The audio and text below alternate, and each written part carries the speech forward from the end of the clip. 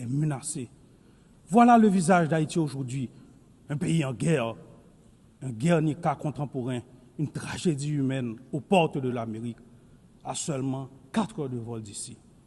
Il faut le dire, en Haïti, c'est une guerre qui se joue, une guerre entre des criminels qui veulent imposer la violence comme ordre social et une population désarmée qui lutte pour préserver la dignité humaine et la liberté.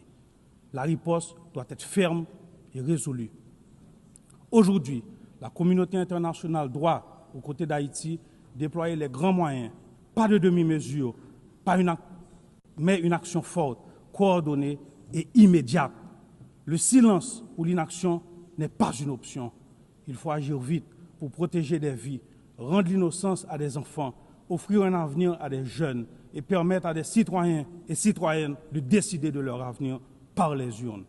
Chaque minute perdue se traduit en vies humaines sacrifiées et en recul de la démocratie. Haïti veut la paix. Haïti attend la paix. Haïti a droit à la paix.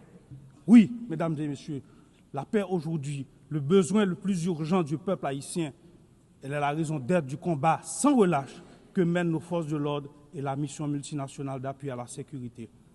Beaucoup de policiers et soldats sont tombés dans la guerre contre les groupes criminels. Hommage à ces héros haïtiens et kenyans qui ont payé de leur vie, leur engagement pour le rétablissement de la paix et de la sécurité en Haïti. Aujourd'hui, des 2500 initialement requis et promis, il y a sur le terrain seulement 1 millier de membres de la mission multinationale. Leur bravoure, conjuguée à nos propres efforts, n'a pas réussi à contenir la crise sécuritaire. Pourtant, nous avons augmenté de 40% le budget des forces de l'ordre, recruté de nouvelles promotions, renforcé nos effectifs, acquis du matériel et des équipements.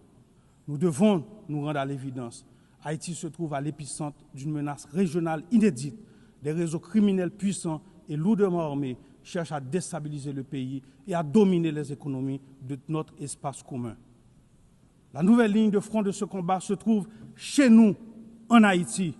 Si nous échouons les affronter sur notre sol, il sera illusoire de les contenir ailleurs dans la région. C'est pourquoi nous devons afficher la même détermination, la même fermeté et la même unité que celle dont nous avons fait preuve dans la lutte contre le terrorisme. Haïti ne peut et ne pourra relever seul un tel défi. Aujourd'hui, il est impératif de mobiliser une force